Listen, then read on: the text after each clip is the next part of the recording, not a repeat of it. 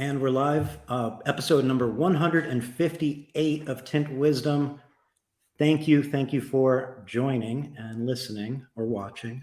And today I will be joined by Patric Fransko of iMagnet Management and Window Film Pros, amongst other things you may know him from. And we're going to bring him in just momentarily. He's currently in the backstage, just working out some final details. And while we wait, what we're going to be talking about today is VeeCon. So VeeCon just took place over the last week, the end of last week, took place in Indianapolis, and it's a conference put on by Gary Vee. So I attended it with Patric Fransko, and this is going to be a recap of that. So then, without further ado, let me bring Patric Fransko in.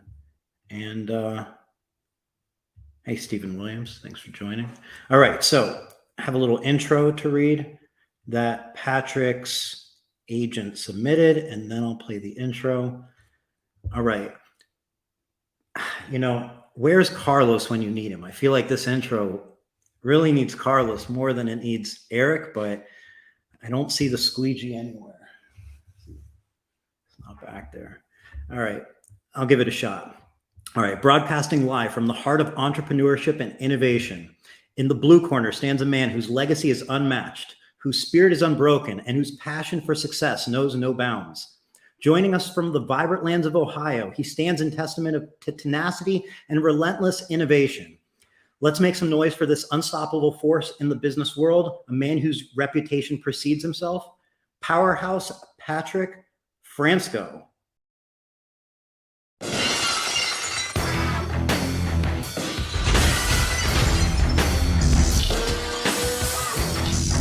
We talked about in a recent article I wrote was about how much noise, if you will, is out on social media.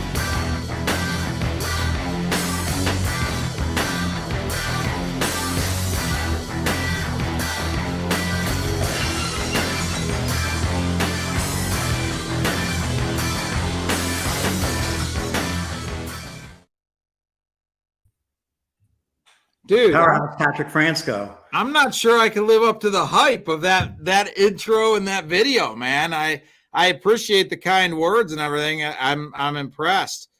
Now I feel like it could only potentially go downhill from here. Can I even live up to that? There's no way you can't live up to it, because all those video clips within that were actual real life video clips. None of that was AI generated. That is all moments that you lived. So you already have lived up to it. Other than the wrestling part, I'm not sure I was in those clips. I'm not sure I understand what you're talking about. Those are all Powerhouse Patric Fransko clips that were put together. Well, hey man, it's great to see you again. It was awesome to be at VeeCon this last weekend. Tons of great information was shared. So, I mean, I know we're going to talk a lot about that, but more than anything, I mean, I was really stoked to see you again. Always great to see you. Thank you. I really feel the same way. It was great hanging out with you. It was great meeting Aaron, meeting Rob, and kind of just that connection, that vibe that you all have amongst yourselves, and then getting to hang out with you all. It was truly just a great time. Yep, absolutely. So you got back, you arrived, obviously you brought your mom and Betsy too. And I'd met your mom previously at Tinner Battles. Obviously I met Betsy numerous times, but always great to see them. And again, let's jump into it. I mean, there was a lot to talk about. I mean, it's cool to see, so many people from so many different industries. And I would say right out of the gate, and I want to see if you feel the same way. I mean, the energy in that space is just infectious. I mean, even though we were probably the only two people in there that had anything to do with the window film industry, you can't help but be in a room like that and not feel motivated, feel encouraged, whatever you want to say.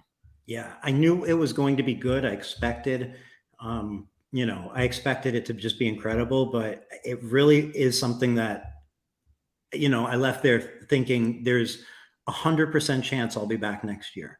And between now and then, all I want to do is, share how much value I feel like I got out of it, how much I enjoyed it, and how much value I think there is to being part of, this movement that everybody's aware of, but, there's definitely layers of it. And, yep. experiencing it in person unlocked a new layer, new level of it that maybe just seeing Gary's videos in passing doesn't hit as deep. So I hope to share some of that experience today with you, reminisce, look through some pictures and videos, and look forward to next year. Yeah, absolutely. I mean, it's hard to me, I feel like, this was my second VeeCon, as well as spending time with Vayner. One of the things I come away with all the time is I tend to set specific bars or goals that I'm trying to reach.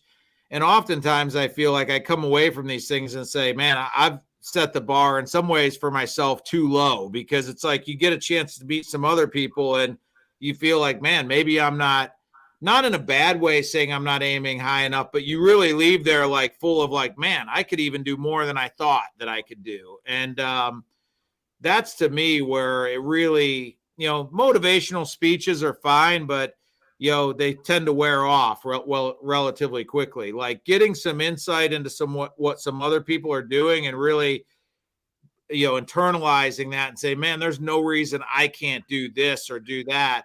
It changes. You come home with you come home with some action plans or some thoughts of some action plans. It's different than a motivational speech. I mean, nothing wrong with a motivational speech. I've heard the saying, motivational speeches are like showers. I mean, everybody needs one, but they wear off after a couple days. So it's like, you kind of feel like with motivational speeches, you kind of need to continue to listen to them. But if you can have somebody really connect to something internally to where it really changes your perspective, that's something that you can kind of go forward with. 100%. And sorry, I'm on a ramble already, man. No, it wasn't a ramble at all. It's just, when you said I had heard that saying, but I never connected the day. It just made me think of how many days a week you shower. Because if the shower wears off every few days, it's maybe two. I'm just kidding. It was just hey man, I'm Italian. I have to shower every single day, or I'm greasy. Like, that's just part of my Italian, heritage. I share that Italian heritage. So to your point, certainly there is the creativity that kind of gets unlocked when you travel. Your mind tends to open. Any travel, I find, just kind of puts you in a different space. Being in an environment with so many different people's perspectives, different scopes and scales. One of the people that we both had the pleasure to hear was Scooter Braun. And Scooter Braun told a story of how he just sold his company for $1.2 billion.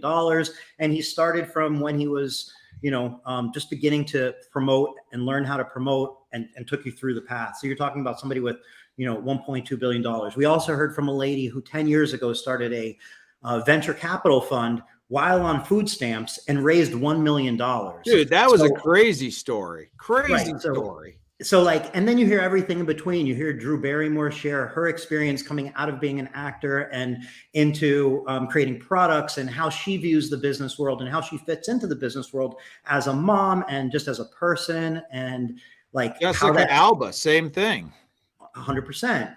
And, I hope to just kind of almost go one by one in the ones that were most impactful for us, so we can kind of share some thoughts on those, because all those different perspectives leave you not only with creative thoughts and inspiration, but I feel like you're also I was also able to grab and hone in on things that I find important to myself, but hearing it reiterated by others help me know that I should even put more energy towards those things and magnify some of those. Yeah, I will say one thing, and I'm sure we'll touch on this as we talk. Man, I kind of felt like a common thread through a lot of these talks, which I think was great, is just the idea of patience, man. We all feel like everything should happen like yesterday.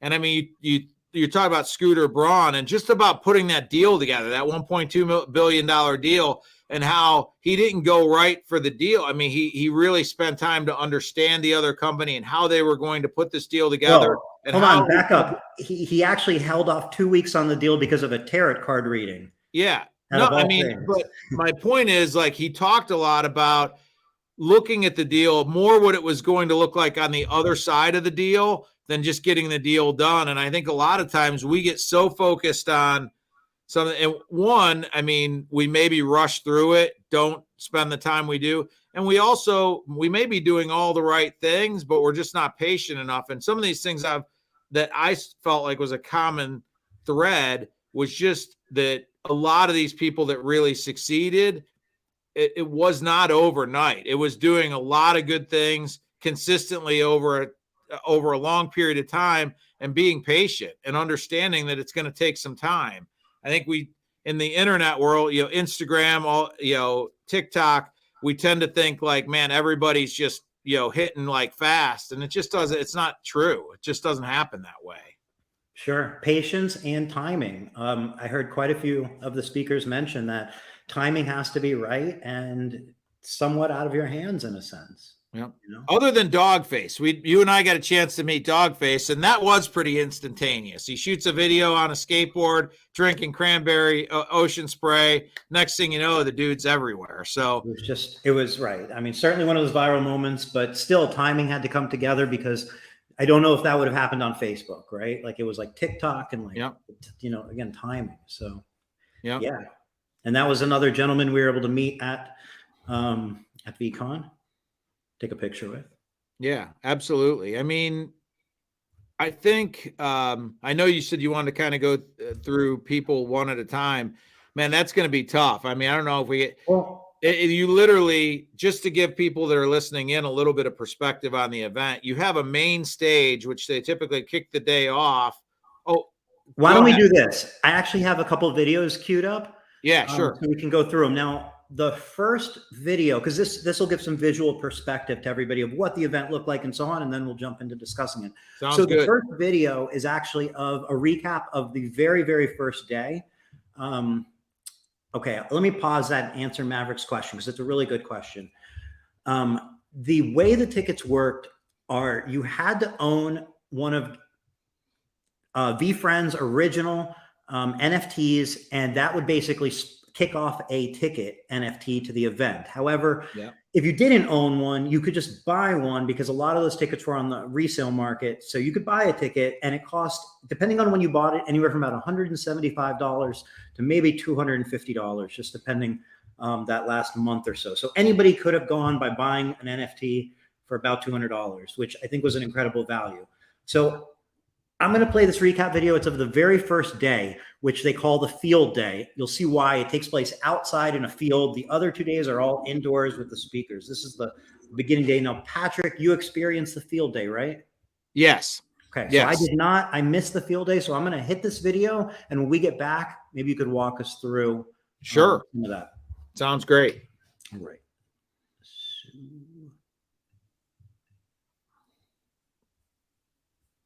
And field day. We have volume, maybe. No volume. There we go. Let's go VeeCon!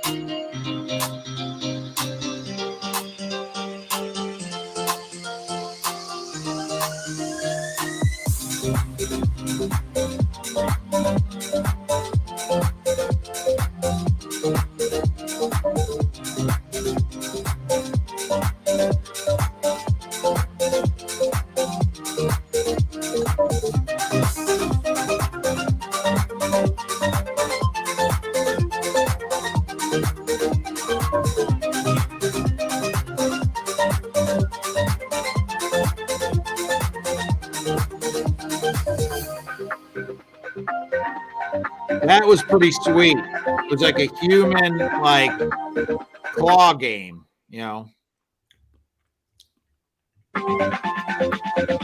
Did you do it? No, I did not.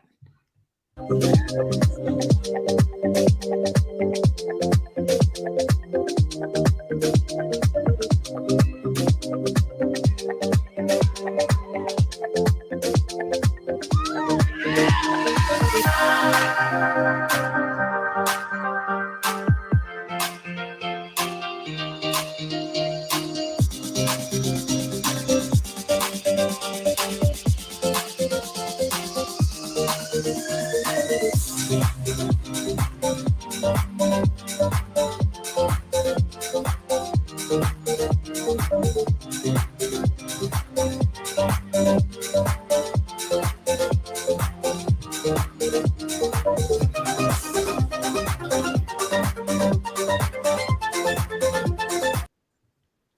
right. All right. So field day. So field day, it was kind of a day for everybody that's just arriving. So it's going on for a number of hours. If you can imagine, it's in this huge grass area right in the center of Indianapolis, and they've got this whole thing sort of gated off so that only people could get in. There's all kinds of games. There's all kinds of booths and things like that Gary had a bunch of vendors that were giving out a ton of free stuff. And then just essentially just, networking. I mean, a lot of music was playing, a lot of different things you could do. The great thing about it is it gives everybody a chance to sort of convene on one place and meet old friends from last year, meet some new people that you don't know. A lot of the people that I know at Vayner that work for VaynerMedia were there. So I got a chance really early on to connect with all my friends and stuff like that at Vayner. Damn. Name drop. No, and then well, it's just they're working the event actually. I understand. So I get it. So then the night sort of culminates in heading over towards this pavilion, this performance pavilion, and then they had a couple different musical acts. It ended with Busta Rhymes. Gary was out talking on a variety of occasions. So at the end of the day, everybody finishes the night at this concert, and then, everybody heads out to, into Indianapolis to restaurants, bars, whatever after that. But really fun way to get the event kicked off. There wasn't really a whole lot. Somebody led a yoga session out on the grass with a river in the background. So there was just literally anything you really wanted to engage with. There was like something for everybody. And there was even a lot of people that had brought their kids. And I mean, talking like 4, 5, 6, 7-year-old kids, because there was even, the V friends that were dressed up, and there were games and things like that. So literally there was something for everybody. I mean, I spent most of the time primarily just talking to other people and networking and, taking in some of the different things that they had there. But it was kind of a good way to kick the event off. Okay. So day 2, we'll play a recap video now. Day 2 and day 3 was inside the Lucas Oil Stadium in downtown Indianapolis. And so it was indoors, and you'll see more what it's about. That's when the speakers and so on. So let's pull that back up and watch it.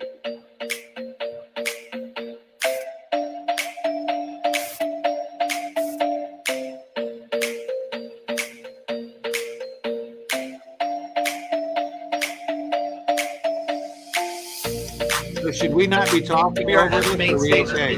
We can talk. So just to give you guys perspective, this event is primarily happening on the main floor, like where the Indianapolis Colts play.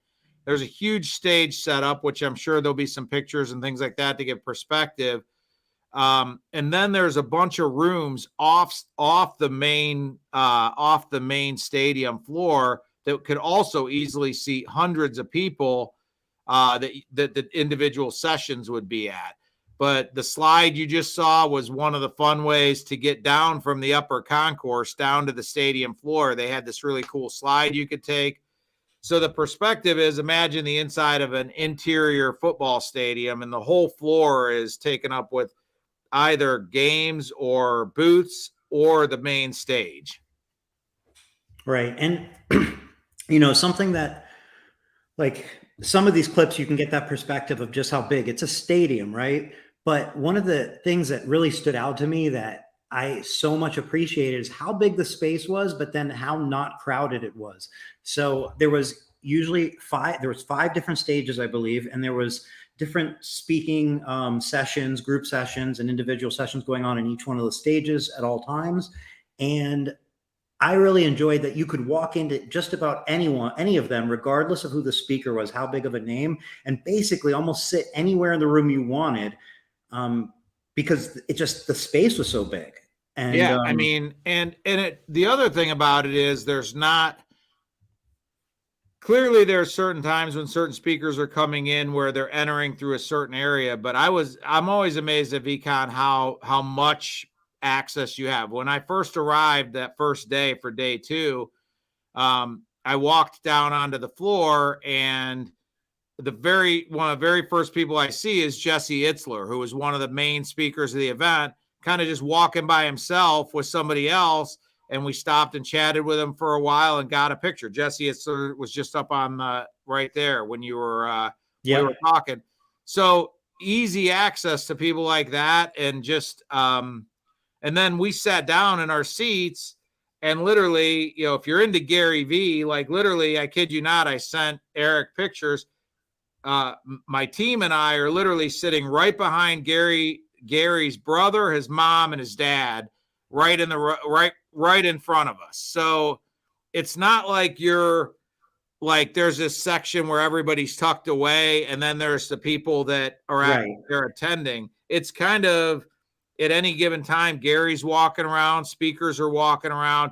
I know your mom got a picture with Damon John when she walked down and was able to easily get a picture with Damon John. So it's not like these people are like go on the stage and then are ushered away and nobody has access. If you want access, you can fairly easily, get access to somebody.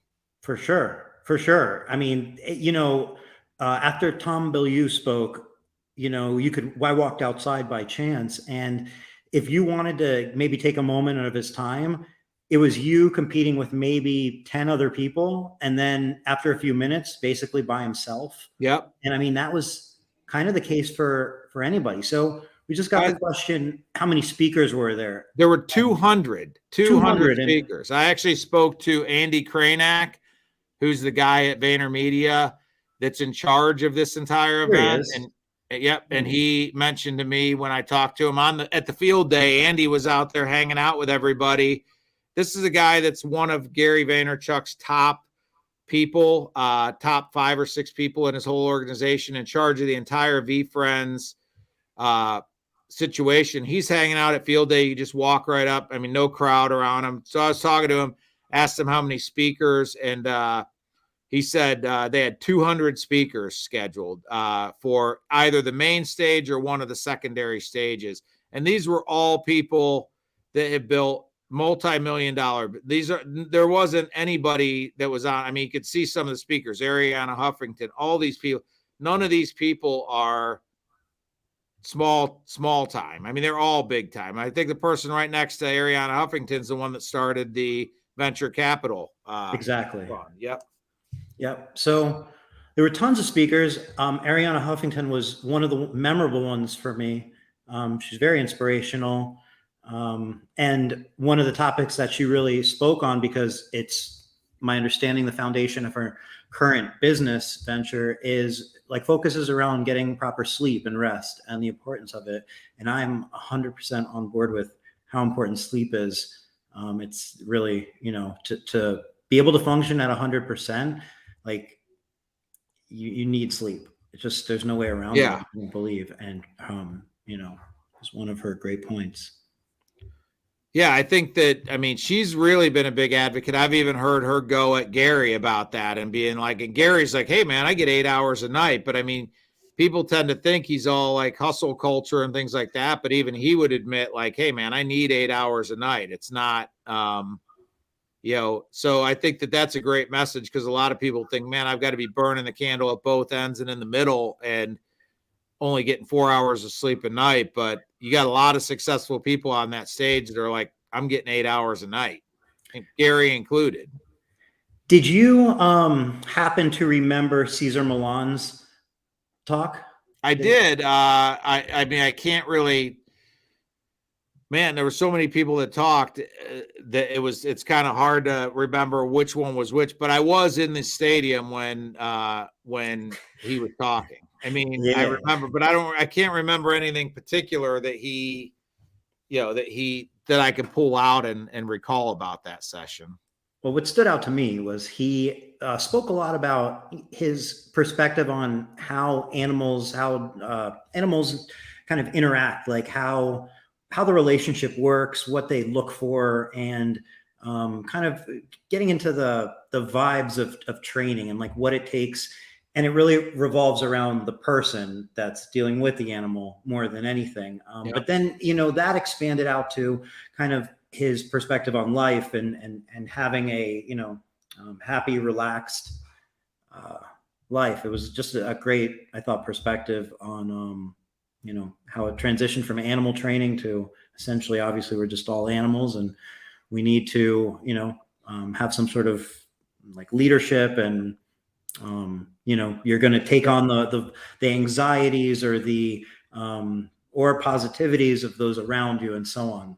No, I think that part of it that I do remember, I felt like was, again, we were talking a little bit earlier about like the patience thing or whatever. I feel like one of those threads, and that was kind of one of those things that was, the idea that it's like, I think we all sometimes, because we're not patient, maybe push a little bit harder than we should on certain situations or whatever. And I like that idea about, same way with dealing with animals, like having that more relaxed, doesn't mean you don't work hard, but like if you're tense or you're pushing or you're stressed, the other people that you're dealing with, whether it's an animal or another person, are going to feed off that stress or that anxiety or whatever that case is.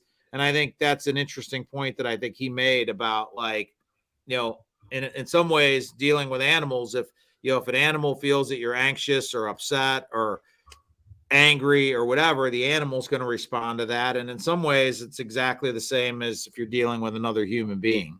Right. So that gives you guys that are watching, though, a little bit of perspective of the breadth of the people that are there. It's not all in one specific category. It's all across the board. Right. And the amount of chief marketing officers from just different companies like Aloe Yoga, Beat Saver for those Oculus users, because that was one that just stood out to me. JP Morgan Chase. The CEO of Kickstarter was there. I mean, every room was packed with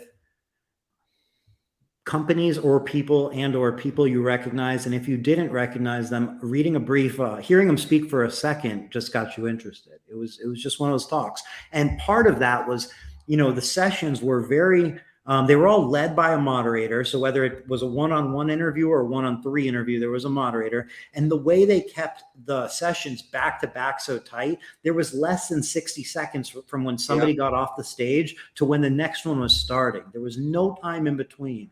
And I love that fast-paced nature of it. You had to pick the room you were going to go to at the expense of missing out on everything else that was happening. And then you didn't have a minute to waste. And while this was happening, you may have missed Gary Vee roaming around, taking pictures and shaking hands, because that's also going on outside. Yeah, I mean, not outside, inside the arena, but outside the rooms. Outside. Just to give you guys some perspective on the rooms, there was the main stage at what would be like one end zone all the way to maybe the 30 or 40 yard line.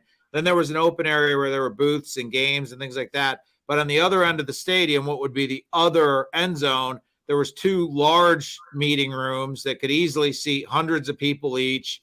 And then upstairs on both sides of the stadium in the concourse areas, there were also rooms that would seat a couple hundred people. So literally you had the main stage and then you had 4 additional rooms. So at any given time, there might be 4 different stages happening at one given time. And as Eric said, you kind of had to look at the schedule and determine, who do I really want to see? And in some cases with my team and we would divide and conquer. Like we'd be like, we really want to see both of these. So you go to that one, I'm going to go to this one so that we could see both of them, because you just had to make choices. You couldn't be everywhere at once. Now, Jordan had asked that he mentioned that sometimes he feels as if he has too much patience. Was there anybody who spoke about anything like that stands out to you? Too much patience? I think Jesse Itzler hit on that really well. And the fact that he was talking to an entrepreneur that was there that was showing him an idea.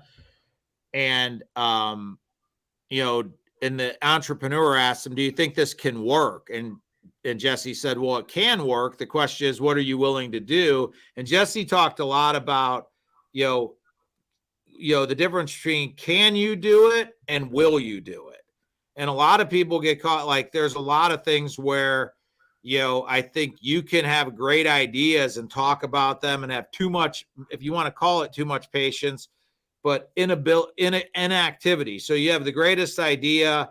It probably would work, but it's going to take a lot of work. So it sits in this category of, can you do it? And the answer to that is yes, you can.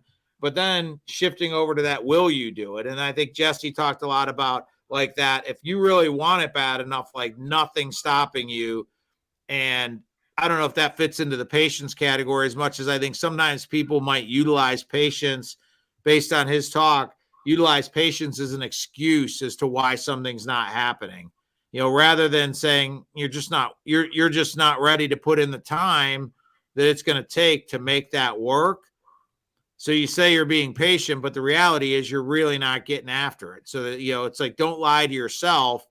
And Jesse was telling this entrepreneur, it's a great idea and it can work. The question is, will you actually make it work? Just because it can work doesn't mean it's going to work if you don't put in the time and effort and perseverance to make it work. Sure. That's a great answer.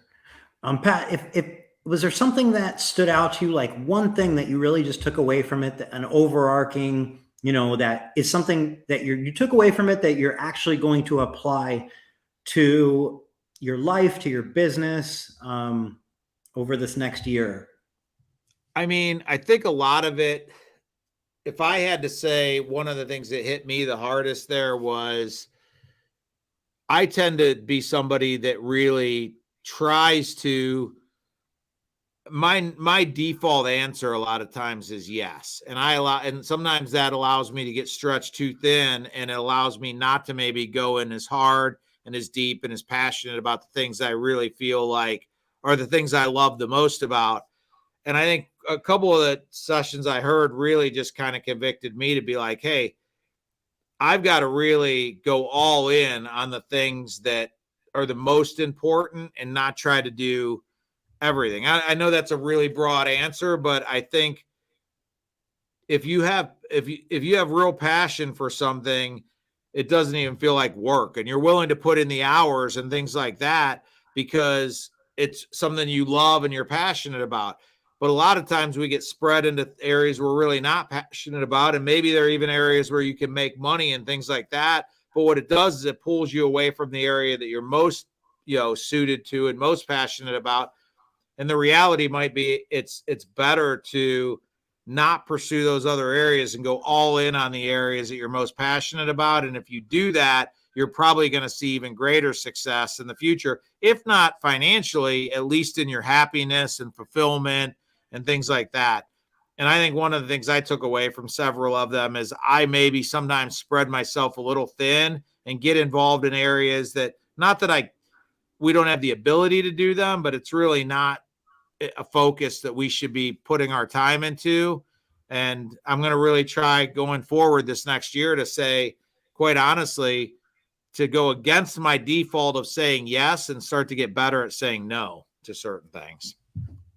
Great answer. Now, is there anything that kind of spun you for a 180? Something that you kind of took away from it, that you went into it kind of thinking completely differently? Because I feel like what you just explained, it's probably a long time coming, and then it just comes to a head and you're like, hey, I got to do it. Right. Is there anything that you went into that feeling one way, you came out of it just feeling a completely different way? Probably, I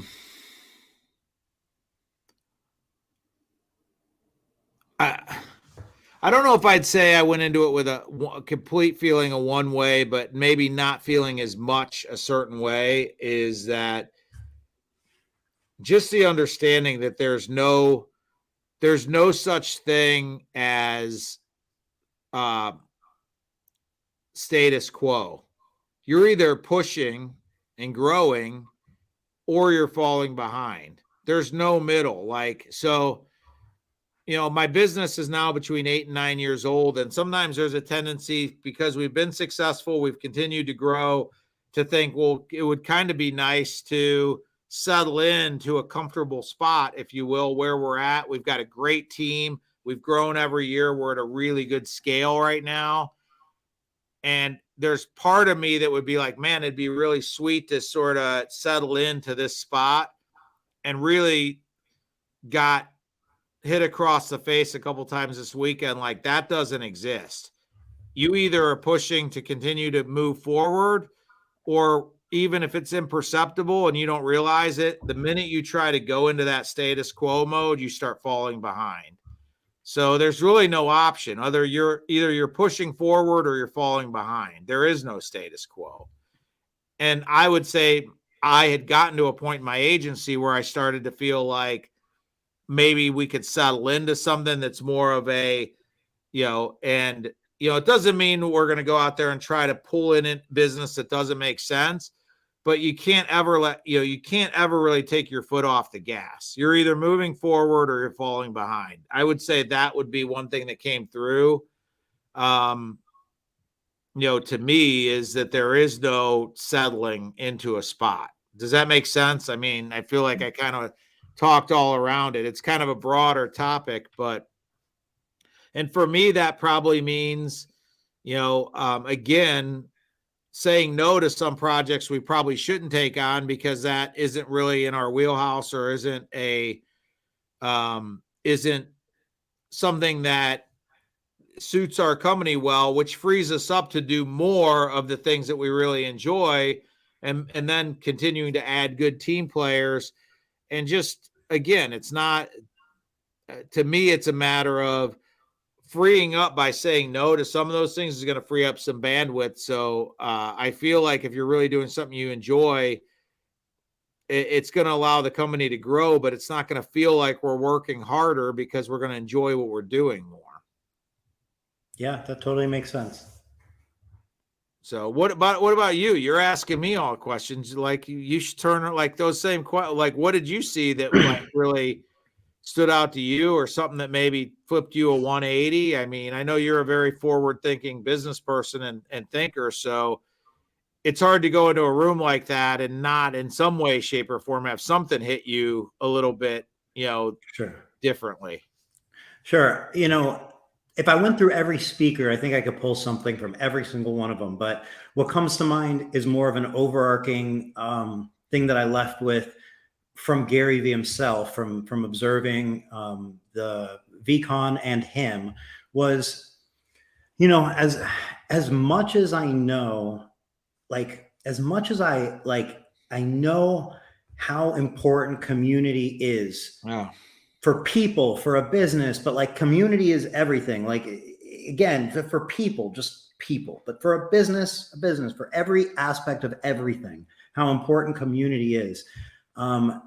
Seeing his execution on it, the way he is, how old is he? Like 50? I think he's just shy, 48. Okay. So call him 48. And he's, in his words, just getting started. VeeFriends, which is a community. I mean, obviously it's a community, but like it's more than a community. It's all that. His words were, not his words, because I'm not quoting it exactly, but he said something similar to, you don't judge a man when he's 2 years old. Yeah. Saying VeeFriends is 2 years old. He compared it to a 2-year-old child and said, you don't judge a man by how he is when he's 2 years old. And that long-term perspective from somebody who's almost 50, and then you compound that with Arianna Huffington, which is in her 70s, speaking about a business venture she's just kind of in its infancy in a way, and how she started the Huffington Post when she was in her late 50s, I think 58. It really just puts life into perspective, because you're old to the people younger than you, and you're young to the people that are older than you. But it's easy to kind of always feel old, potentially. Yeah. Even absolutely. If you feel young, even if you feel young inside, it's sometimes maybe you can't help but think about the number and that it's counting down. Well, the other thing too, I think you touched on is, and I'm not just saying this, I think Eric would confirm what I'm saying. It is it's hard to explain bringing that many thousands of people together, and everybody is friendly. Everybody is open. Everybody is willing to be engaged in a conversation.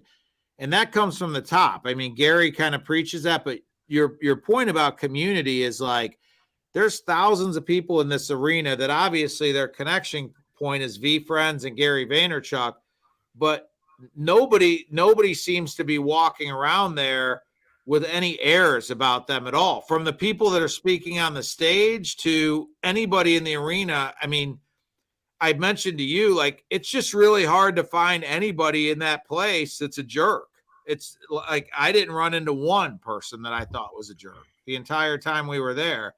And when you bring that many people together, that in and of itself speaks volumes about the community that he's built and his ability to, if you want to call it, lead that community and set the example.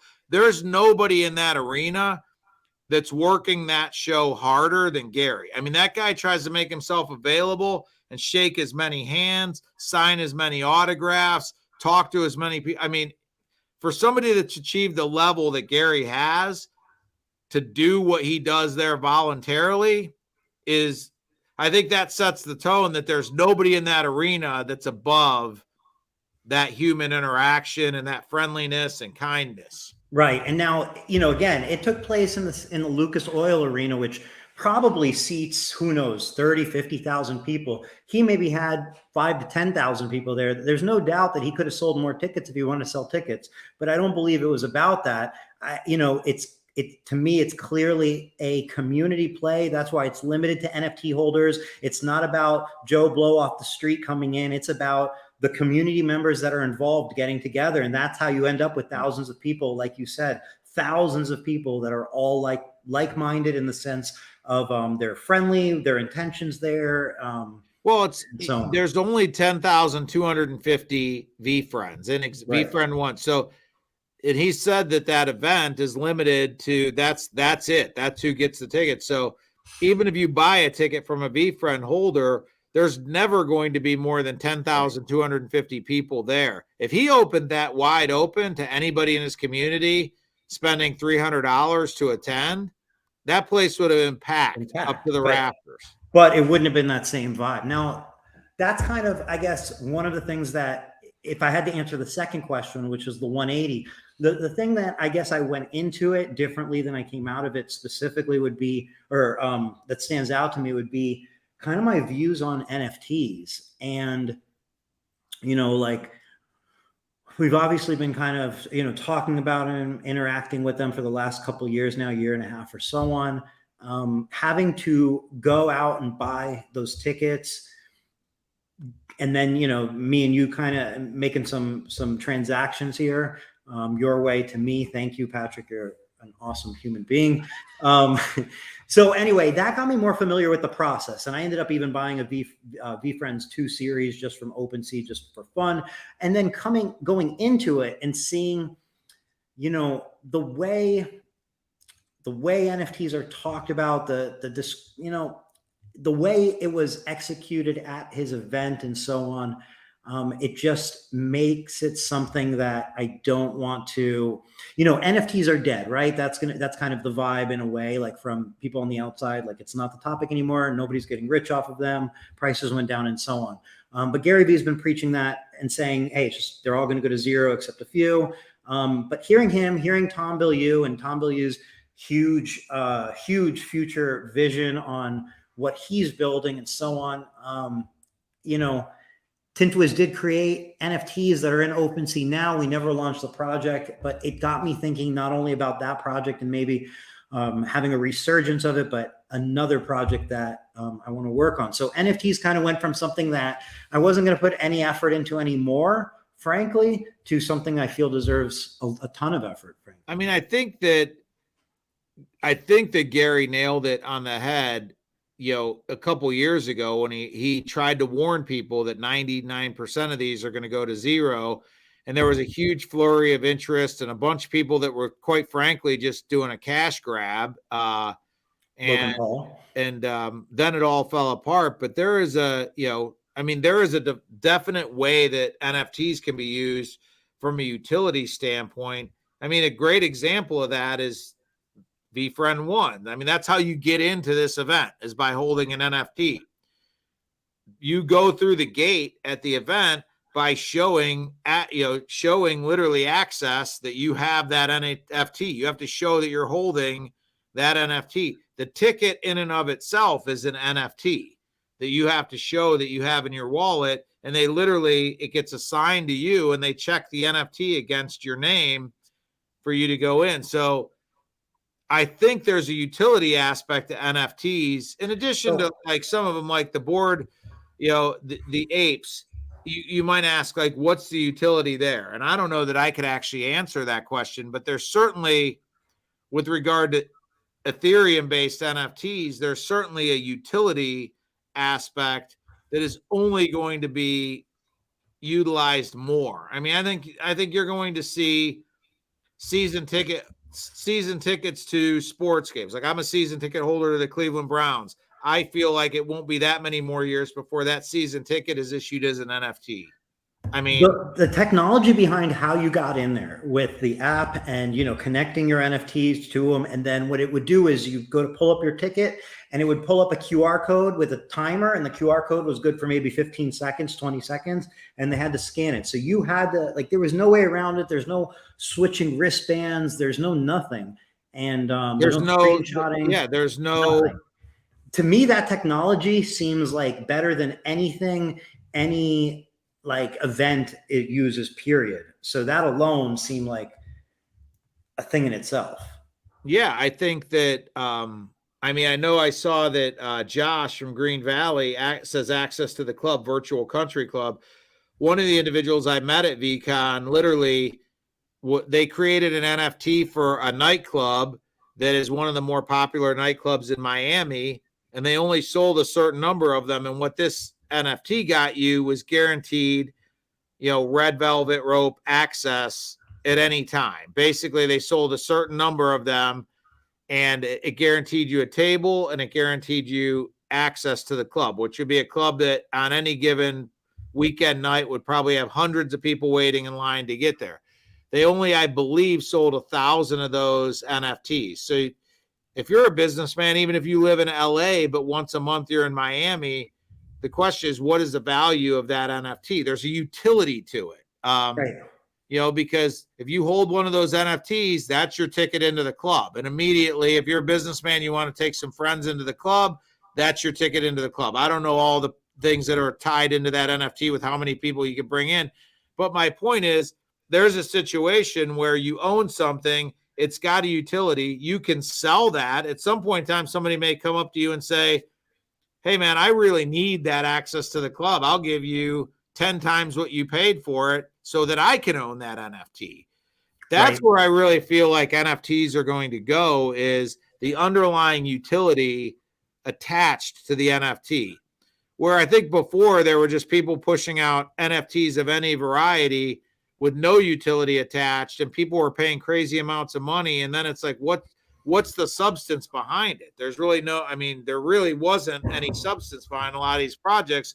So it's no secret that they went to zero because there was nothing behind them in the first place. That's right. That's right. And that's where I can only dream about all the substance that's behind being a VeeCon, VeeFriends Series 1 owner. Now, at the beginning, I mentioned how I want to spend the next year basically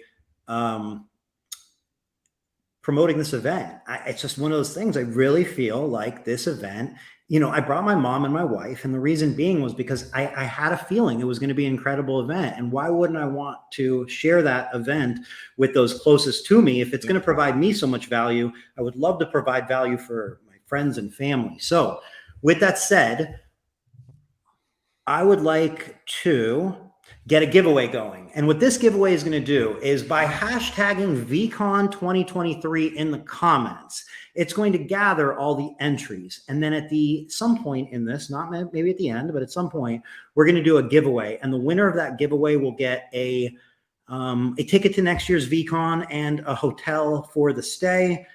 So yeah, you just have to make it there, but you'll have your stay and your ticket handled for you. Dang. I didn't even know you were going to do that, man. That's pretty sweet. The element of surprise is one that I'm just such a big fan of. And here it is. Yeah. I mean, the event next year, I feel like I could tell you that this year's event, was bigger than last year's event and better than last year's event. I know Josh at Green Valley was at last year's event.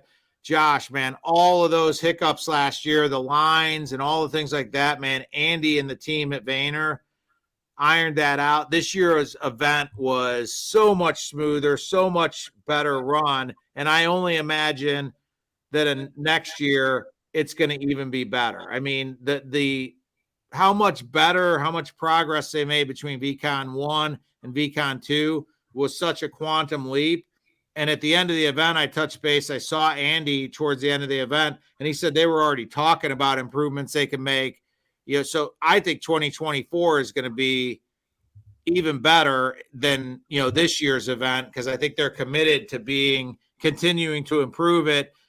And I feel like as it builds momentum, I think the speakers that are going to want to speak at the event, I mean, everything is just going to get better speakers, better venue, and they haven't even announced where it's going to be at yet. They've teased around at a couple different things, but they haven't specifically announced. But I mean, God willing, I mean, short of something major happening, I mean, I have every intention on being there. I mean, so it definitely, first of all, this next one will be the third one. So the series 1 gives, a ticket for the first, second, and third. So, it feels like if you're not going to want to miss the third one, because the fourth one could be something completely different. Right. And just experiencing the second one, you definitely get the vibe that you're experiencing something great very early. You're early to the party, and, don't miss the third one because you're still early to the party, I'm sure, at the third one.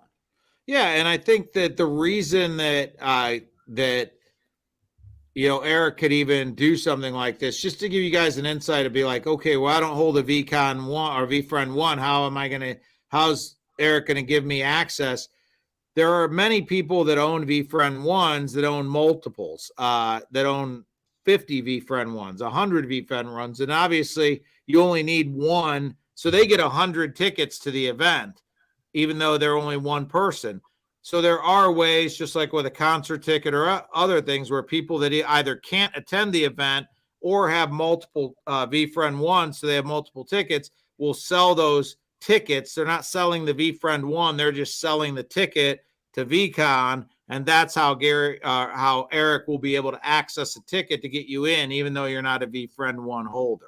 That's right. So I was wondering how that whole thing would work. And that ticket, I believe you can let somebody use it and keep your NFT, but let somebody use the ticket, or, you can purchase the NFT ticket itself, which is how I did it, which will be how we do it for the winner, so that they can actually keep that NFT afterwards, because that ticket NFT, can then be burned and get you access to different promotional, insider things, and or there's games you can play and so on. I mean, or just kept. I mean, it's one of those things the one analogy I heard is it's 100 times more people say that they were at Woodstock than were actually there in attendance.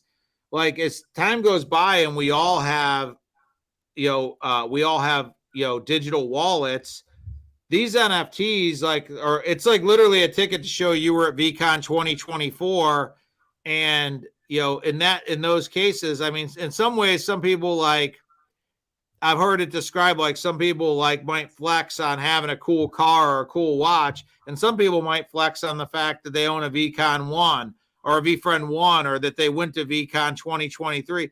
It's digital proof that you were there. You were in attendance. You had a ticket. And again, that may or may not be important to somebody, but some people would be I mean, I've kept both of my tickets and I don't plan on burning them. I like the fact that I could just say, hey, I was at, hopefully, God willing, all 3 of the VeeCons, and I have all 3 tickets in my wallet to prove it, All right, so let's find out who's going to go next year. Oh, you giving it away already? Let's do it. I mean, the people who entered are the people who are actively watching. The people who joined later should have been here earlier. Josh in case has been entering. That kid, Josh, you already own a couple of VeeFriend. Doesn't make a difference. So the winner is going to win the ticket, the NFT ticket to get access to VeeCon and their hotel stay for the entire time they would need to be there. They're just going to need to get there. Now, if for some reason the winner can't go or is already going or whatever, they can gift it to anybody they want. So the only thing that they should do is make sure it doesn't go to waste. So let's, last chance, hashtag VeeCon 2023, and let's hit the draw button and do our first. Dang. Just so you guys know, too, one of the things that was floated out was essentially this thing being in Dubai. So be prepared. This could be anywhere. It's not going to be in Dubai, guys, because like if everybody has to get a passport and fly to Dubai, the attendance is going to be, it's going to be in the U.S. Atlanta. No, I agree. I think it's going to be in the U.S. too. I'm just saying. I mean, yeah. All right, so let's do a drawing. There's we got one coming in right under the wire, Tony. 1 in 13 chance. Let's hit draw and let it roll. I like this feature. It makes giveaways like really easy. Dennis. Congratulations. That's really cool. Congrats, Dennis. Purple confetti and everything. Cool. So the tickets aren't available yet. So there's nothing to actually happen right now. But as soon as they get announced and as soon as tickets get available, we'll get that underway. And hopefully what we can even maybe do is document some of the process of how to buy the ticket and how to get your wallet and just kind of the simple stuff, just so that anybody else who wants to go can become more familiar with it as well, because it is actually easy, but it's intimidating. Yeah, just so you guys know the way that the tickets happen, everybody that has a VeeFriend 1 residing in their wallet about 90 days before the next VeeCon, a ticket to the event will be deposited automatically in the wallet. So you can't buy a secondary ticket like what Eric's talking about until that ticket even gets deposited. So it probably won't even be, you won't even be able to buy a ticket until like 90 days out from the next event, because they won't get deposited in it. Nobody's got the tickets for next year yet. They don't exist. But when they do, we have our first giveaway. Yep. Cool. That's awesome, man. I like that feature too, because everybody knows there's no shenanigans going on. It's right. It's coming out. It's right there on the spot. So straight from StreamYard, it takes all the guesswork out of it. No counting numbers, who was first, who was second. Just rock and roll. Cool. So, Pat, whether it be VeeCon, whether it be iMagnet, whether it be Window Film Pros, what's at the top of your mind right now? Is there anything, I mean, fresh off of coming back from VeeCon, I think I've got some exciting ideas of some things I might want to do with Window Film Pros. And I mean, like the consumer awareness program and then some things with that going forward. iMagnet, I'm fortunate to have some great people working for me. And I'm really excited because not only do I have a fire in my gut about where we're going to go, they've got a fire in their gut. Ronnie, who you met at the show, I mean, he's, I feel like, Ronnie is kind of like me, 20 years ago, which is exciting because, I mean, being around somebody like that, we both sort of feed off of each other, which, I mean, I'm really excited about what that's going to mean. Tim asks, will you bring back Monday mornings? Actually, Tim, I'm talking about that, and actually it's probably going to be a Marketing Mondays that includes both Ronnie and I in a more conversational format, as well as having some people send in questions as well. So there will be Marketing Mondays coming back, but it's going to be a slightly different format. But to your point, Eric, I think... Can we get the theme song real quick? In just a celebration of Marketing Mondays is coming back. Marketing Mondays. We talked about in a recent article I wrote was about... Okay, go ahead, Pat. There you go. So anyway, I guess across the board, I'm excited about all those things. I'm excited that, I think I've said before, I've been fortunate to spend some time at VaynerMedia learning from the best. And now that during COVID, a lot of the people left Manhattan because people just wanted to get out of Manhattan. So there were people had moved to DC, moved to suburbs, moved out of the state. And now a lot of those people are coming back to the Hudson Yards, VaynerMedia. So I'm excited. I connected with the people that I knew at Vayner, and I'm planning on going up to New York and spending some more time with them when I get the opportunity. And you can come too. So, I mean, so I'm excited about things. Kind of feel like 2020, the rest of 2023 and going into 2024 really feels to me like we've put, COVID into the rearview mirror totally now, and everybody's sort of getting back at it, and that's exciting for me. I'm excited to get back to not having some of those hurdles in place that COVID put in everybody's path over the last couple of years. Yeah. What about you? What are you thinking about coming out of that? Did you have more videos you wanted to show too? I didn't know. You had mentioned you have a bunch of videos you wanted to show. I didn't know. There's one. Much noise, if you will, is out on social media. Hey, that's a great picture, by the way.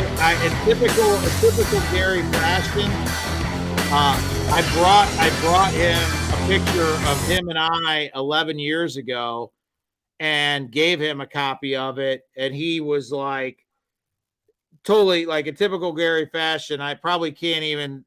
There was several expletives that were said, but super like cool to have like spent, have known him for that long, and I'm excited to potentially look at some things. I know I shared with you one of my goals for the next year that I'm not going to share here publicly, but you kind of know one of the goals I'm shooting at. Can I share it? What's that? Can I share it here publicly? No, because I don't want to. If it doesn't come to fruition, I don't want to have, But I shared it with you, and I shared it with my team. But you just said, I feel like, is the epitome of like what Gary's keynote at the end on fear, and like don't be afraid to put something out there just in case somebody might be like, it's not gonna happen. Yeah, I'll share it. So one of my goals for this next year is that I will be speaking at VeeCon next year. Hopefully, I'm going to work my connections, hopefully within VaynerMedia, and really be working on. I've been speaking at a lot of different events lately. So I've set a goal to. I know it'll probably be a secondary stage and probably hopefully part of a panel or whatever, but it really doesn't matter. I'm really going to try to find myself in that speaking slot. And in the last month, I've spoken at 3 different events. So I'm getting more opportunities to speak. So I want to continue. One of the things I want to do going forward is to continue to cultivate that. And I think at the culmination of this year, I'd love to be on the slate to talk next year. So we'll see how it goes. Well, I'm cheering for you, and I will be cheering for you when you're on stage as well. So I can't wait.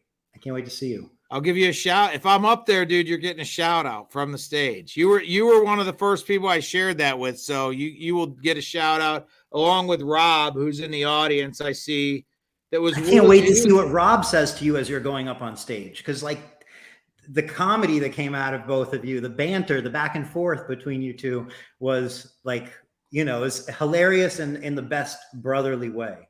Yeah, Rob and I have known each other for a long, long time.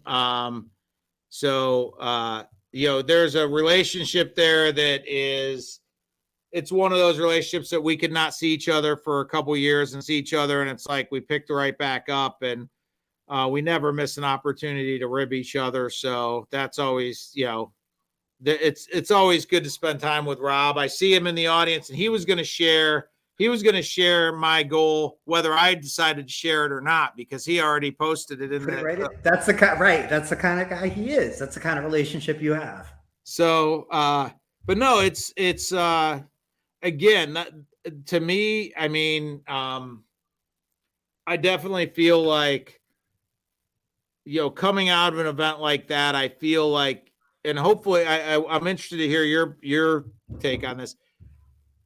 I feel like that you want to stretch more, like you want to throw the peg out there further and say, I know I'm speaking at a lot of events, spoke at 3 this last month, but that, I want to throw the peg out further. Next year, I want to speak at VeeCon. Like it kind of creates that feeling in you, like, am I throwing the peg out there far enough? And I think one of the things Gary would say, if you really sat down and talked to him, is everybody knows he wants to own the New York Jets. But if you asked him, like, if he were to have a windfall to where he could buy the New York Jets next year, I truly believe he'd actually be disappointed that he had the ability to buy the Jets.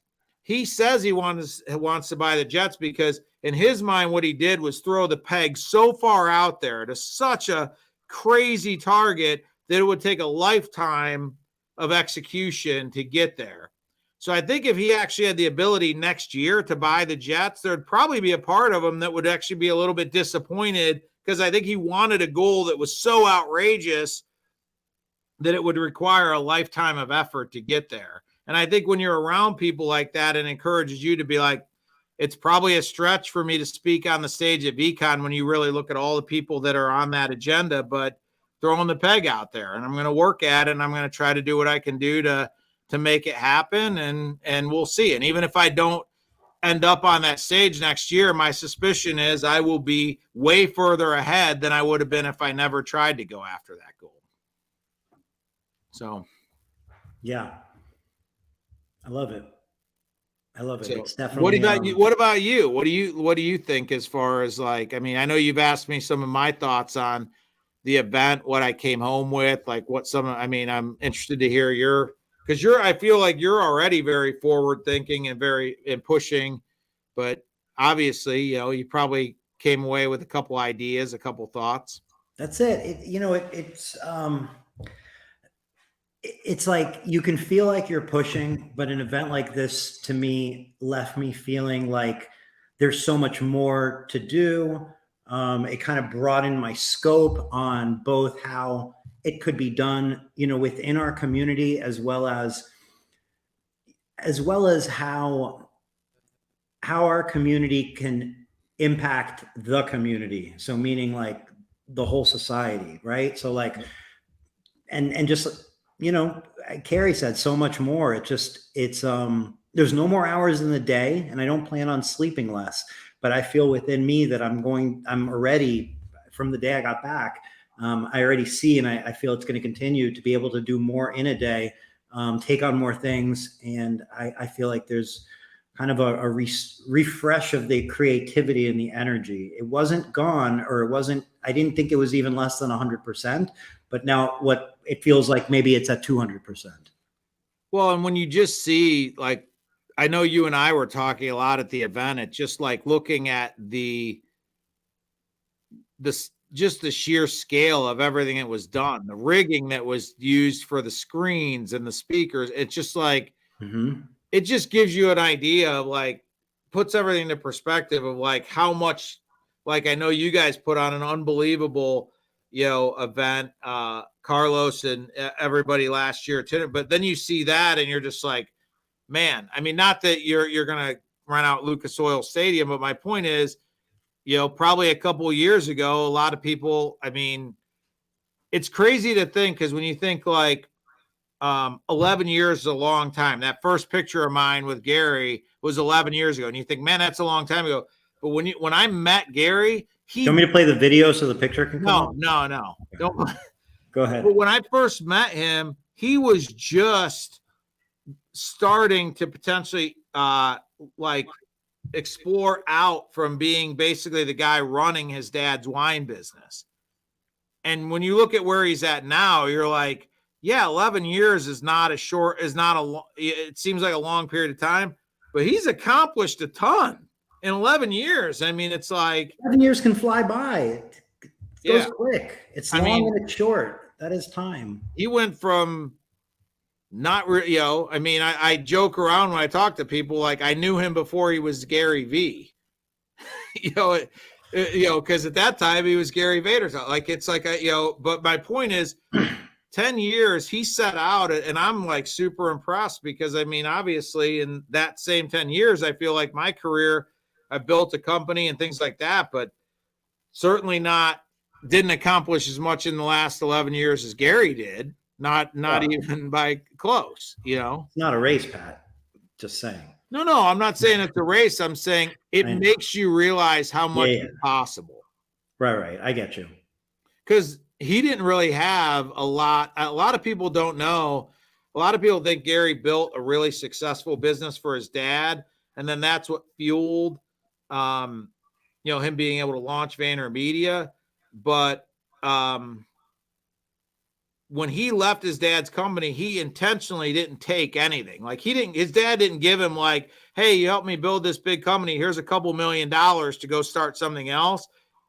He literally started VaynerMedia. His buddy owned a company called Buddy Media in New York City. And him and his brother, AJ, actually started VaynerMedia by his friend that owned Buddy Media, allowing them in the initial months to essentially use the conference room at Buddy Media to launch VaynerMedia. They were like begging, borrowing, and, just asking for handouts to like have a place to meet. And like, so it's not like he had a leg up on any one of us. He started right. And Pat, even if he had a leg up on it, I think to bring it back to your question, the answer really is, you come away from that event feeling how much he's impacted me throughout the time I followed him.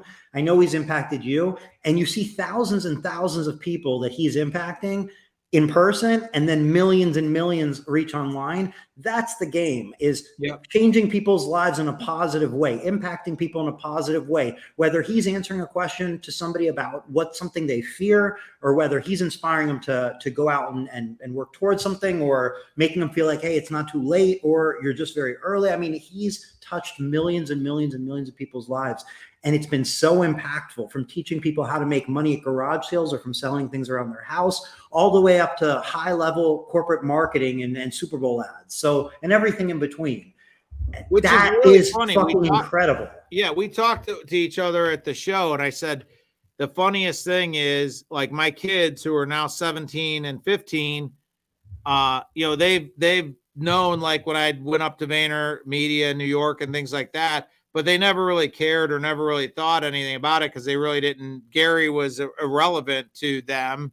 But now my kids, when they knew I was coming to VeeCon, they're like, oh, Gary, like, he's the yard sale guy, because they know Gary is the guy on TikTok that's always going to the garage sales and the yard sales. So it's like he literally has this whole other chapter of his life and people that he's impacting that are totally like, it doesn't have anything to do with his marketing company or all the different things he's involved with. To my kids, he's the yard sale guy, but he's impacting that generation in another way to show them how you can get into flip culture and buy stuff and sell it for more and things like that. So I think you're right. He's impacted millions of people, but the crazy thing is he's not just done that in one lane. He's done that in several lanes. Right. It's crazy. He's somebody that has always been, in my eyes, the person on the internet that gives the most value and advice that you can trust with asking nothing from you. There's just, he's always been that person. I mean, there's now, and I feel like he was definitely obviously like a pioneer of the give to your community, and maybe don't have to make money from your community. He spoke a lot about, and he's never let it down, like he's always, somebody that you can trust to listen to, that you can get authentic value from. So super appreciative. I think I think I told you at the show, I'm sure I've shared it with you before. Like, I knew nothing about NFTs. I still would say I'm largely, I'm not as well versed as I should be. I 1,000% bought VeeFriends ones based on a conversation that I had with Gary, and there was a Zoom call that we had several years ago that he was on with a small group of us, and along with Nick, who works for Gary.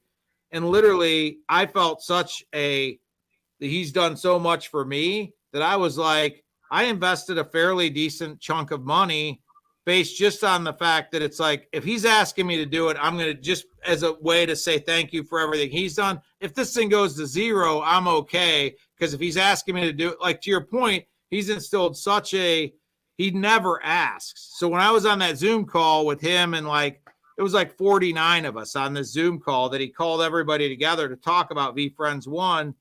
And right after I got off that call, I said to my wife, I'm going to buy several of these. And she's like, well, what are they? And I'm like, I don't even really know. But Gary's never asked me for anything. And he's actually asking us. There's sketches of a hamster and a bear. Yeah, no, but I said to my wife, I'm like, I don't really know, but that's the first ask that's ever happened. So I was like, no, without question, I was like, I'm doing it. Even if it goes to 0, I'm okay with that. But to your point, he's given, and I feel like you are very much the same, Eric. And I think a lot of people in this industry would feel the same way, is that you give. And a lot of people sometimes might even suspiciously be like, what's, Eric's ulterior motive here? Because it just seems like it doesn't make sense. All the giving doesn't make sense. So I actually feel like you're following in a similar vein to that, and the fact that I think most people in this industry are like Gary, Eric has given so much to me, given so much to the industry, and he's never asked for anything. Well, thank you for the comparison, because it's a huge compliment. There's no doubt that Gary Vee has been my inspiration for understanding that kind of mentality of how to live your life and how business can work, building business that is happy business and helps people and so on. So I appreciate you making that comparison. And I think to your point of sometimes it can maybe not make sense to people. I honestly, I just hope to keep doing it until it makes sense to everyone, because it should make sense as the way to do things. It can be tricky potentially because you might not feel like you're in a position to do it, but I feel like there's always ways to do it. There's always ways to be impactful. There's not the way or a way, but it's important to find a way. Yeah, I agree. I think that,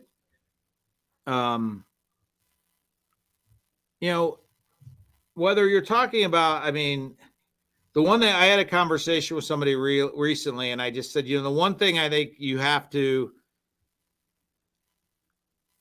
longevity, I'm trying to think of the best way to say it. It's like longevity is undefeated. Like if you really want to determine who somebody is, like watch them over a period of time. Somebody can say certain things, they could put on a face, they could act a certain way, whatever, over a short period of time. But when you actually see them continue down a certain path and continue to do those things year after year after year, it starts to speak to the character of that person and things like that. And I think that, I always look at, I try not to get too high or too low. Damn, Pat, you try not to get too high? Yeah, no, I try to get either too high or too low on somebody in a short window of time.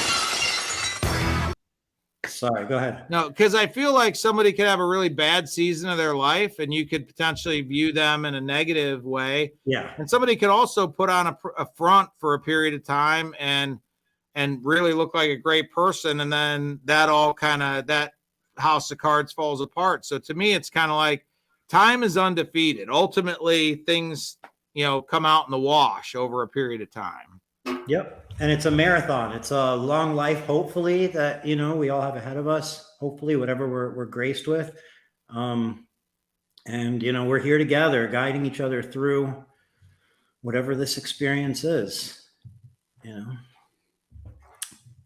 Pat, do you want to wrap this up? Or? Marco keeps saying, okay, now every time Uncle Pat says, hit the Austin 360 beat. So I didn't realize until Carlos said, like he was doing the spoof on me, that I said that so much. So I don't think it was it was, I don't, maybe it might be my way of getting around saying, because, some people say, I don't really say, but maybe that's my trigger. I didn't catch the part, but yeah. Marco, see, I said the I do throw in once in a while, maybe too often. So I did want to ask you, though, you had asked me earlier, what was your favorite speaker and what specifically was the favorite if you could wrap it all up in like a single quote that you walked away and were like, man, that's gold right there. The favorite speaker was Gary Vee's keynote at the end, the final keynote, 100%. Like that was it.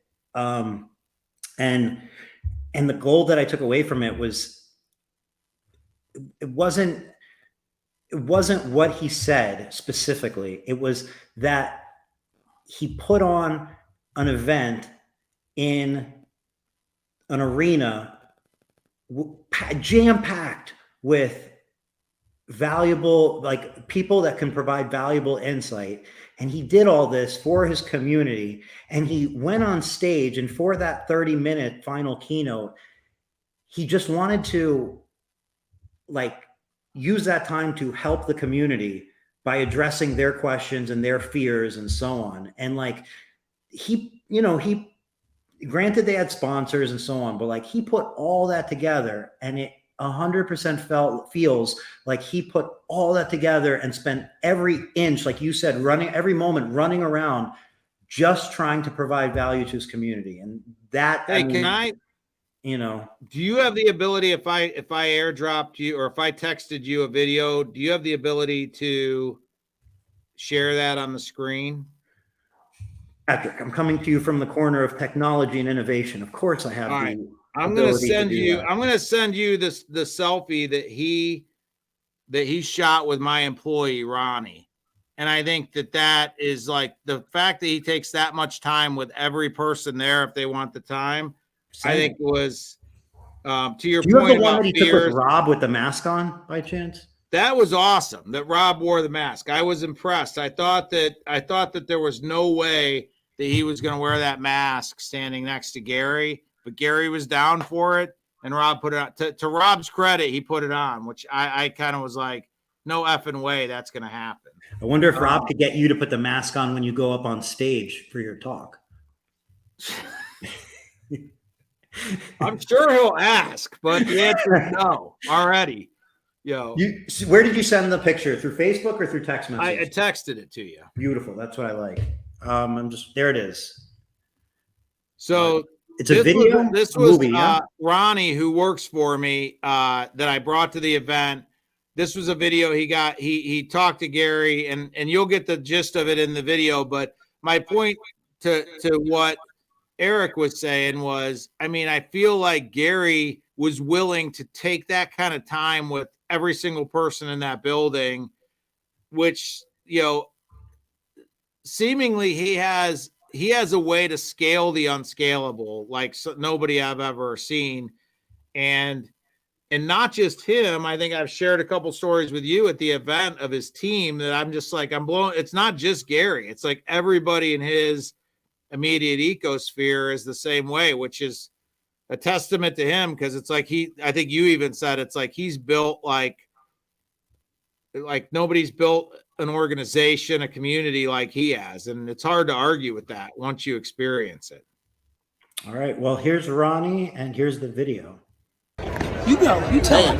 I've got this birthmark, but it doesn't matter. Nobody gives a fuck. Yeah, it's one of those things. Just be yourself. Be true to you. It doesn't matter. What you think is a big deal in 2nd and 5th and 9th grade means absolutely fucking nothing for.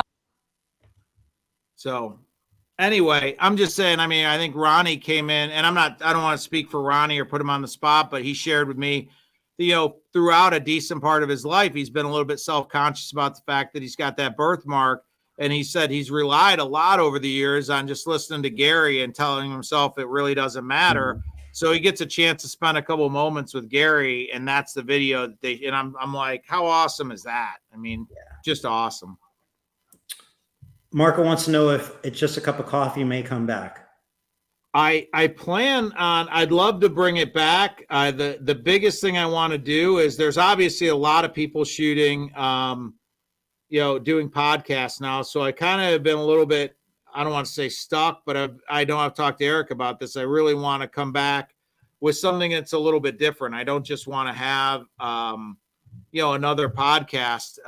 And so I kind of have been brainstorming on what I could do with It's Just a Cup of Coffee that's a little bit unique and a little bit not just another thing that's wrong with any of the podcasts that are out there. But I think we've got plenty of people that are having, podcasts. So I kind of, if I do it, I want to do something that's a little bit different. And I'm still playing around with some ideas of how to do that. Very cool. Marketing Mondays will probably be back sooner as opposed to later. I'm taking a short vacation at the beginning of June with my family, and my plan is to bring back Marketing Mondays very quickly after that vacation. All right. But as you can see, I'm still wearing the hat, so it's not going anywhere. Good. Shout out to Carrie for the design. I think she's maybe still in here. Yeah. Clubhouse. I don't know. Where did we leave? We just sort of like Clubhouse, just sort of, I think we left it at like, if there's reason to have, I think it proved its purpose and time, but like it proved that like the platform didn't really take off, right? Like that's part of a platform. You want to be on a platform people are on, or one that at least if people aren't on it, it provides unique value. And it feels like when we can do this so easily, granted it's different, but I don't know. You're right. It was different than this, but it just kind of felt like the platform kind of died off. So it need to be rethought. Wouldn't you say? Yeah, I think it's a great sort of thing to think about with regard to business and or marketing though, as well as like that platform was red hot for 6 months to a year. But Yeah.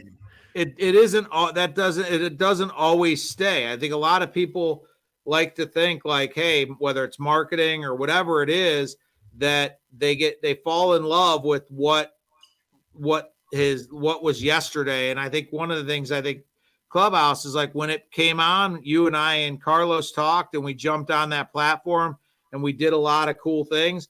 But then, we were okay with walking away from it, like when the next chapter kind of opened up. And I think there's other things, as you mentioned. I know, Josh is saying Twitter Spaces killed Clubhouse.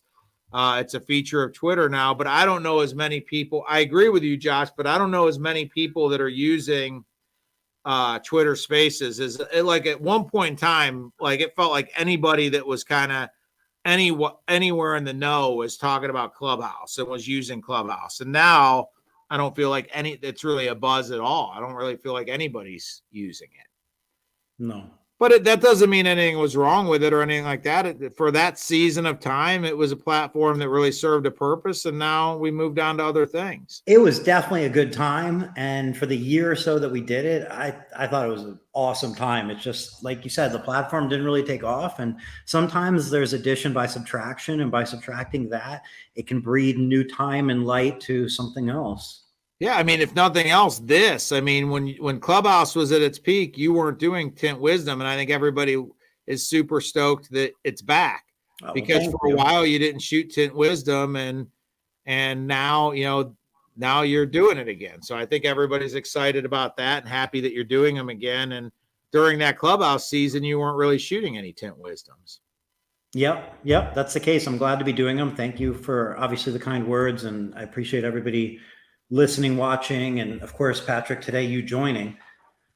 It's a lot of fun, frankly, and I'm super glad to be doing it again. I enjoy beyond enjoy it. Put it that way. Thoroughly enjoy doing this. I feel like the thoughts run through my head to do like 7 days straight, 24-hour marathon. There's all sorts of ideas. So I probably enjoy it too much. So you're probably going to have more and more of Tint Wizdom coming up in different fashions. Dude, I think that, like I said, I mean, you're always thoughtful. You always ask good questions. I think you always bring on guests that can illuminate things, one way or the other. So I think from that perspective, it really brings value to the industry. So, I think, like I said, I think that I'm interested to see over the next coming weeks where, some things that you do coming out of, because I have a feeling like looking at you at VeeCon, the wheels were just turning. And I know that it's like, I'm like, oh, the next 6 months, there's going to be some cool stuff coming out of Tint Wiz, just because I could see, like, even when you were looking at like how the floor was set up and how things were arranged. And I just was like, you could just see you weren't just taking it in. It was like the wheels were like turning, and I'm like, I'm excited to see what comes out of that. I mean, I just feel like I never feel like I'm inventing an idea. It's like you're getting inspiration from places, and that place is full of inspiration. You know, you're getting inspiration from people and places and other people's execution on things, and you put it in one side and see where it comes out the other side. And Josh actually asked a pretty interesting question.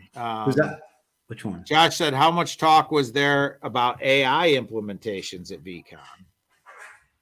I thought a fair bit. And to me, the general tone was don't buy the hype of the fear or anything like that. Get to using it, like figure out the people, you know, you're going to make money if you can find a way to leverage the AI technology for your own business. That's going to be the way you can really potentially make a lot of money. It's not necessarily about, you know, building a platform per se, but it's just about finding a way to leverage it so that you can, you know, basically exploit that opportunity while it's an opportunity, and using it, because you have to be using it to know how it works. If you've used ChatGPT for a day, kind of laughed and had fun and found some crazy things a day or two and then stopped, it's not the same as if you use it every day or two for the last month. Those are two different skill sets. You might think you know what's going on, but there's more to it.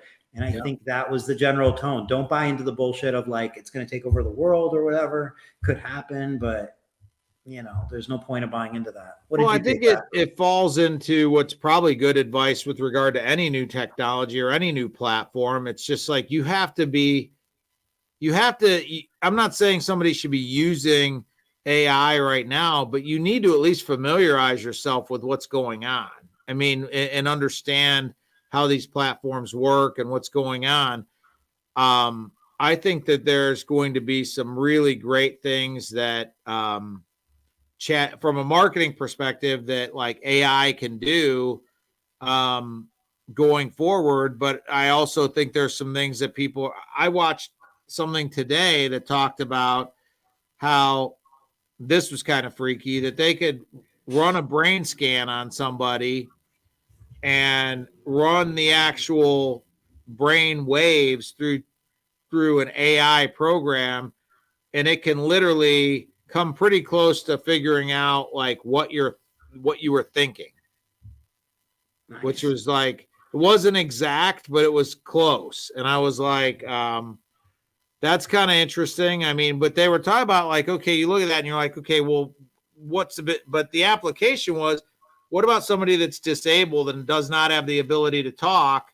And if AI can get to a point where it can tell what somebody's thinking and generate a voice based on what somebody's thinking, it can give somebody that doesn't have the ability to talk right now the ability to talk. So hell yeah. I think there's going to be some super exciting things that come out of AI, and some things that just sort of fall on the floor. And, you know, but I think you have to kind of be aware of what the capabilities are and understand like how it might be used. I think in the very near future, there very well might be the ability for everybody to integrate an AI-based chat window on their website to where AI could literally probably speak conversationally to somebody that has questions about your business in a way that, you know, a chat bot doesn't have the ability to do right now.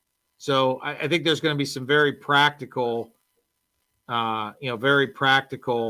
applications for it, and some people are saying that just are never going to come to fruition. So, well, I think the idea is you're not going to benefit from trying to predict the future.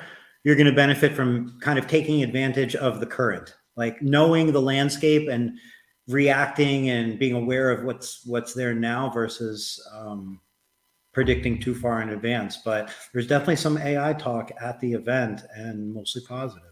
Yeah, I would say if you guys are using ChatGPT to generate content for your like a website or a blog, I would probably hold on.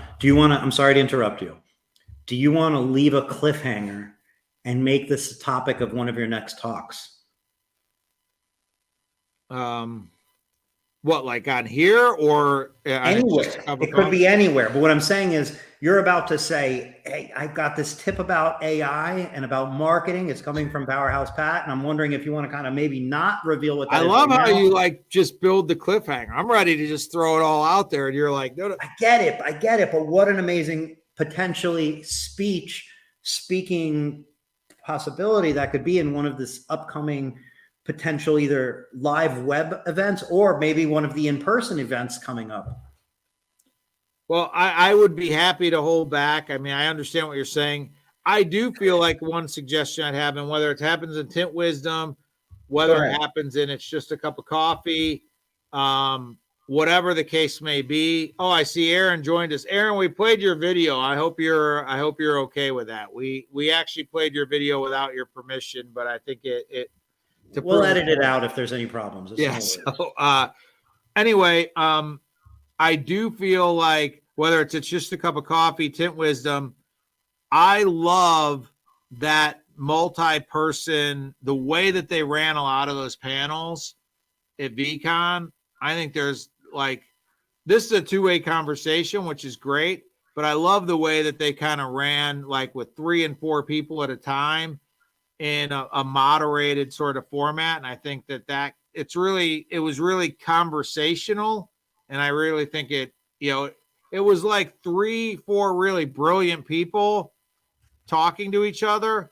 And we just had the benefit of listening in to that conversation, which was really, really cool. Absolutely. So should we put a ribbon on it? I think so. Yeah. We're at what we had, a little bit over an hour and a half. So. Okay. Well, congratulations, Dennis, on winning the VeeCon ticket. That's freaking awesome. Congratulations, Dennis. I can't wait to see you at VeeCon 2024. Amongst, hopefully I see everybody there, because between now and then, we're going to keep promoting this event because it's so valuable. It's such a valuable event. If you're not sure why, listen to this again and hopefully you'll understand.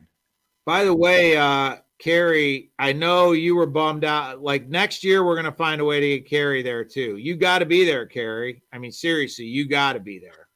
Carrie has to be there. We will figure out a way to capture her and bring her to wherever the event is. So, but yeah, I think that let's put a ribbon on it. But I feel like there's a lot more. I'm thinking there's going to be a lot more opportunities to speak, because I think you're going to be just look. I know you're not sharing stuff specifically tonight because you got your wheels turning, and I'm super excited to see. I'm super excited to see when those things start hitting. So, and it's the great thing about when you get ideas is you're one of the, of the people I know, you're one of the people that I know, like, not only will have the idea, will execute against it. So I'm super excited to see the execution, because I know you've got the ideas coming out of VeeCon, but they won't stay ideas. I know they'll actually get executed against. So thank you. I appreciate it. I take that as an enormous compliment. I sincerely appreciate you saying that, Pat. Yeah. So, all right, man. All right. Well, Pat, thank you so much for sharing your time at VeeCon and making that whole thing happen, because you definitely influenced me to be there. I don't know if I would have been there without your influence over a year ago regarding VeeCon. So thank you. And thank you for doing this. And of course, thank you for everyone for watching, supporting, commenting, and so on. It means absolutely everything, literally. So absolutely. And stay tuned. We got, like I said, probably mid to late June, you'll see Marketing Mondays fire back up. And Ronnie, if you're still in the chat, I've committed us both to start up Marketing Mondays by the end of June. So let's get it together. Cool. All right. That's a wrap. We'll see you next week. I'm going to be with Dean Mitchell. We're going to be talking, and it's going to be a good time. So next week, same time, same place. There's only one way to end this. You know how it's going to be ended. Here we go.